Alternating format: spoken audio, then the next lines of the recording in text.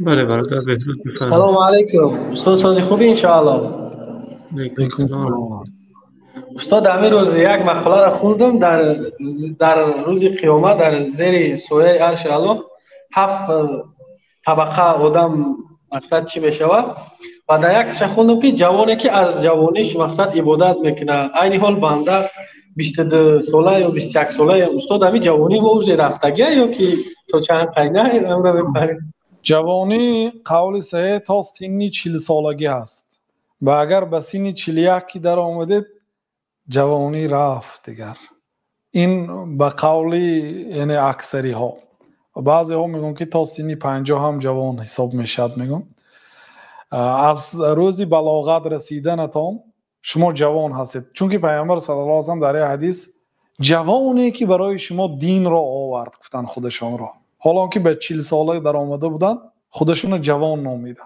و امام سیوطی وقتی که به سن 40 سالگی در آمدن دیگه به کوچه نبر آمدن، گفتن که جوانیم رفت، من باید با آخرت آمادگی خویش رو بینم. 16 سال میگم به کوچه نبر آمدن. حتی یا تیریزه داشتن، بعضی علما ذکر میکنن که اگر تیریزه کشایند از خانهشان دریای نیل میدیدن در مصر و برای دیدن دریای نیل آدم ها از دیگر کشورها سفر میکردن. من حاضرم به اگیپت آدم ها همچون توریست همچون سیاح سفر میکنن.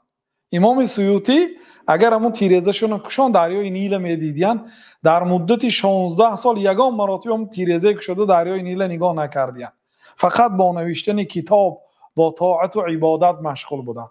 یعنی سنی 40 سنی تمام شوی جوانی میفهمیدن، یعنی که در اطاعت و عبادت کوشش میکردن. این چونی الله تعالی پیغمبرهای هم در سن 40 سالگی برایشان پیغمبری داد. میگن که در سن 40 سالگی عقل انسان مکمل میشود. و خلاصه یعنی مادامی که 22 ساله باشید شما جوان هستید، واقعا در عبادت ها کوشش کنید، از گناه اگر دور استید.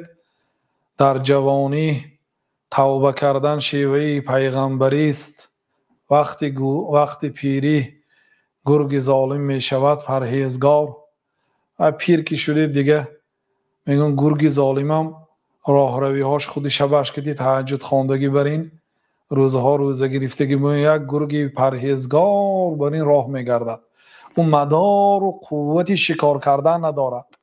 یک آدم بیند این میگد این گرگی پرهیزگار، گرگی به تقوا میگد، ایلا قوت ندارد. و اگر جوان میشد حمله میکرد، قوت میداشت حمله میکرد.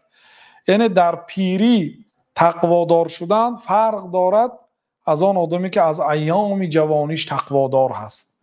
بنابراین پیامبر صلی الله علیه و سلم جوانی که از ایام جوانیش در طاعت الله تعالی نشأ و نما یافته است و بشارت دادن که روز قیامت در زیر سایه های الله تعالی باقی میماند. و الله تعالی هم گفت که افمن کان مؤمنا کمن کان فاسقا لا یستوون. کسی که صالح بود و کسی که فاسق بود برابر هستند؟ هیچگاه برابر نیستند.